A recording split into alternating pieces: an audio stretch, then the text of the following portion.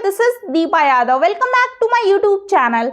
आज मैं आप लोगों के लिए लेके आई हूँ 14 जून के थर्ड शिफ्ट के सभी क्वेश्चन जो एमपी वन रक्षक के एग्जाम में पूछे गए हैं, जिससे आपको एक आइडिया लग पाए कि किस टाइप के क्वेश्चन आपके एग्जाम में पूछे जा रहे हैं और क्या रहा पेपर का लेवल।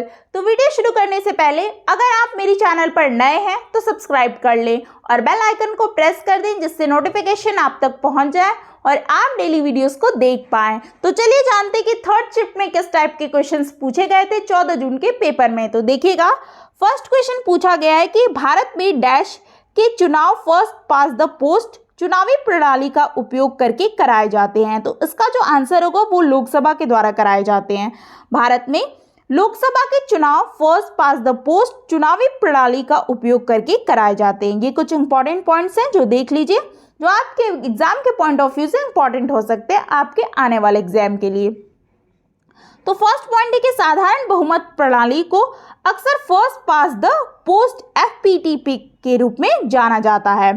नेक्स्ट पॉइंट है कि भारतीय संविधान first pass the post FPTP voting पद्धति का उपयोग करता है, जिसमें एक निर्वाचन क्षेत्र से सबसे अधिक वोट प्राप्त करने वाला उम्मीदवार सीट जीतता है, और इस प्रणाली का उपयोग भारत में लोकसभा और राज्य विधानसभाओं के सीधे चुनाव कराने के लिए किया जाता है। लास्ट पॉइंट है कि राष्ट्रपति, उपराष्ट्रपति, राज्यसभा के सदस्यों और राज्य विधान परिषद के सदस्यों को छोड़ करके भारत में सभी क्या है महत्वपूर्ण प्रतिनिधियों को एफपीटीपी पद्धति का उपयोग करके चुना जाता है। तो ऐसे क्वेश्चंस आपके थर्ड शिफ्ट के एग्जाम में पूछे गए हैं।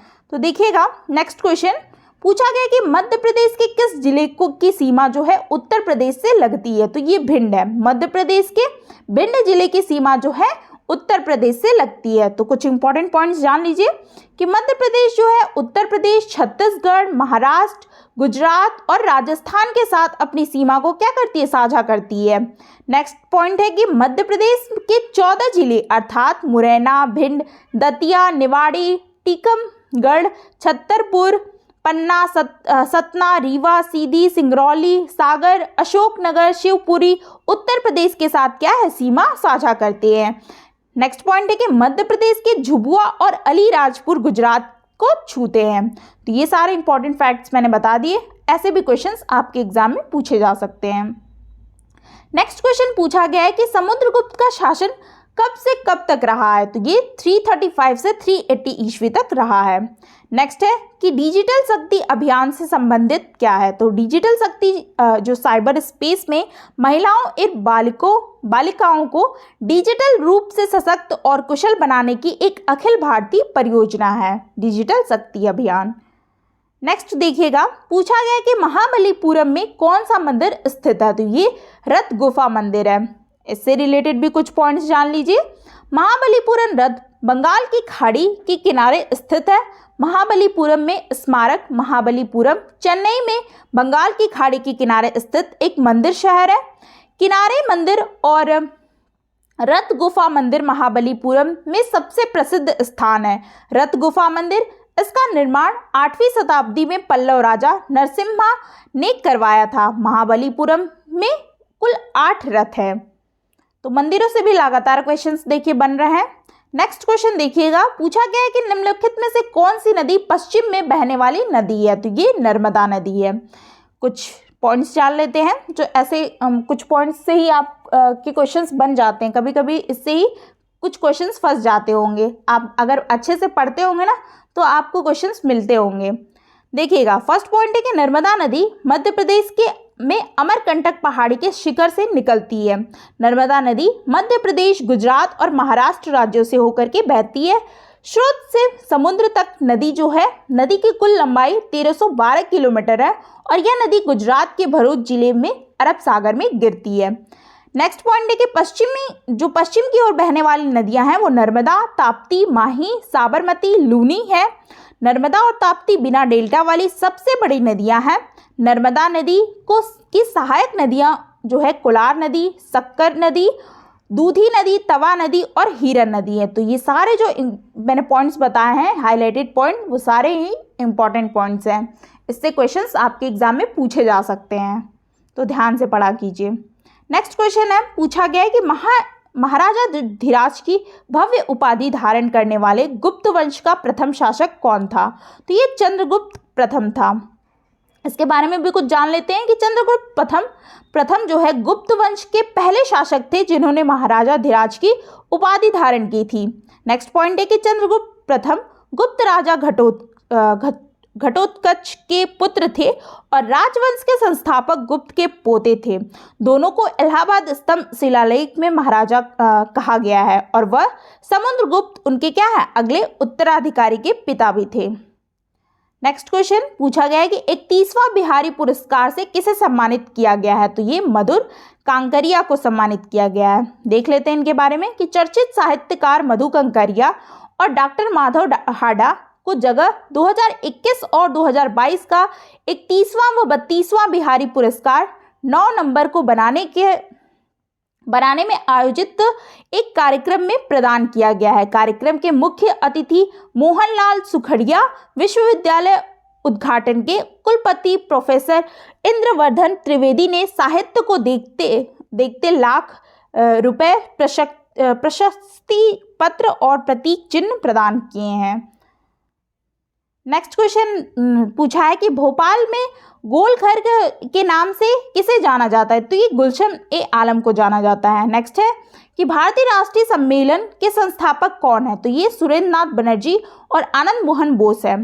पहली जो भारतीय राष्ट्रीय संघ अधिवेशन 28 से 30 दिसंबर 1883 तक कोलकाता में अल्बर्ट हॉल में आयोजित किया गया था।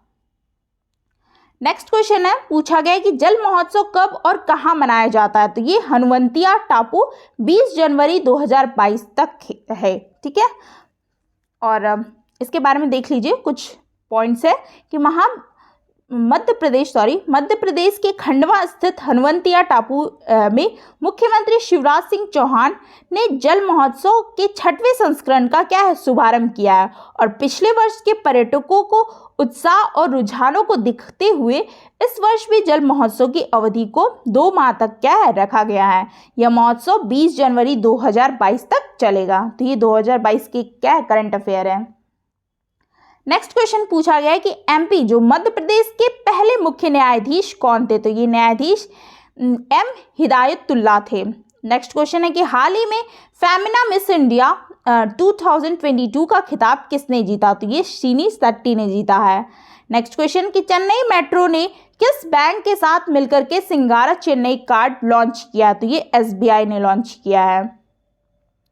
नेक्स्ट है कि अमर सरकार पोर्टल जो है किस राज्य की योजना है? तो ये त्रिपुरा राज्य की योजना है। देख लीजिए कुछ पॉइंट्स जो है त्रिपुरा के मुख्यमंत्री डॉक्टर माणिक साहा ने अमर सरकार पोर्टल लॉन्च किया। त्रिपुरा के मुख्यमंत्री डॉक्टर माणिक साहा उनकी सरकार यह सुनिश्चित करने के लिए काम कर रही है कि सभी केंद्र और राज्य प्रायोजित योजनाएं हर दरवाजे तक पहुंचे और लोगों और सरकार के बीच एक सेतु के रूप में कार्य करने के लिए एक नया पोर्टल अमर सरकार लॉन्च किया है। तो देख लीजिए ऐसे ही क्वेश्चंस आपके हर शिफ्ट में पूछे जा रहे हैं, तो आपको इससे आइडिया लग पाएगा किस टाइप के क्वेश्चंस आ रहे हैं। ठीक है, नेक्स्ट देख लीजिए पूछा गया है जनरल साइंस की क्वेश्चन है कि आदिश राशि कौन सी है? तो ये द्रव्यमान, आयतन, घनत्व, समय, तापमान, विद्युत धारा, दूरी, ऊर्जा, गति, कार्य इत्यादि अदिश और सदिश राशि से लगातार क्वेश्चंस आपके आ ही रहे हैं। पूछा गया कि मलेरिया रोग किसके कारण होता है? तो ये फीमेल एनोफिलिज मच्छर के काटने से होता है। नेक्स्ट क्वेश्चन है कि हृदय की धड़कन बढ़ने के का क्या कारण है? तो ये तनाव, चिंता या कैफीन, निकोटीन या शराब में बहुत अधिक सेवन करने से होता है। नेक्स्ट क्वेश्चन है कि अग्नाशय में कौन सा अम्ल पाया जाता है? तो ये लाइपेज पाया जाता है। तत्वों की उत्पत्ति कैसे होती है? तो ये परमाणु प्रतिक्रियाओं के द्वारा होती है। नेक्स्ट क्वेश्चन है कि 13वां जो गुणसूत्र अगर कम हो जाए तो क्या होगा? तो ये विकासात्मक क्या है देरी होगी, बौद्धिक अक्षमता हो जाएगी, व्यवहार संबंधी समस्याएं, विशिष्ट चेहरे की विशेषताएं बताने लगेंगी। तो इस तरीके की आपकी समस्याएं बढ़ती हैं। नेक्स्ट क्वेश्चन है कि निम्नलिखित में से किस तत्व के लवण सबसे अधिक घुलनशील है? तो ये सोडियम है। नेक्स्ट है कि प्रकृति में सबसे अधिक मात्रा में पाया जाने वाला कार्बनिक जो है यौगिक है, ये सेलुलोज है। तो इस टाइप के क्वेश्चंस आपके एग्जाम में पूछे गए हैं। जितने मुझे पता थे मैंने आपको बता दिए। अब मैं वो टॉपिक बताऊंगी जहाँ से आपके क्वेश्चंस आए हुए हैं, किस किस टॉपिक से। देखिएगा, मैथ्स में आपके सारे टॉपिक वही हैं, देख लीजिए। टाइम वर्क से क्वेश्चंस पूछे जा रहे हैं, speed, distance, profit loss, BODMAS और नंबर सीरीज से 2 क्वेश्चन, सब एक 2 क्वेश्चन, सिंप्लीफिकेशन से 3 से 4 क्वेश्चन, डिविजिबिलिटी, रेशियो प्रोपोर्शनल से 1 क्वेश्चन, एवरेज, ट्रेन से 1 क्वेश्चन, एज से भी क्वेश्चन और परसेंटेज से तो लगातार क्वेश्चन बन ही रहे हैं 2-3। तो ये आपकी रही मतलब बेसिक है, जो कॉमन है, जो हर पेपर में पूछे जा रहे हैं, ठीक है। और कैलकुलेटिव कभी कभी क्या हो जा रहा है कि मैथ्स में कैलकुलेटिव भी ज़्यादा पूछ दे रहे हैं, तो बच्चों को टाइम टेकन लग रहा है। तो जिनकी प्रैक्टिस अच्छी रहेगी मैथ्स में, वही आप क्या है मैथ्स को सॉल्व कर पाओगे। वैसे मैं आपको ज़्यादा, जिनकी तैयारी नहीं है उनको मैं बोलूँगी अर्थमेटिक मतलब मैथ्स का ही पढ़ के जाए, एडवांस ज़्यादा ना पढ़, क्योंकि उससे कुछ ही क्वेश्चंस पूछे जा रहे हैं।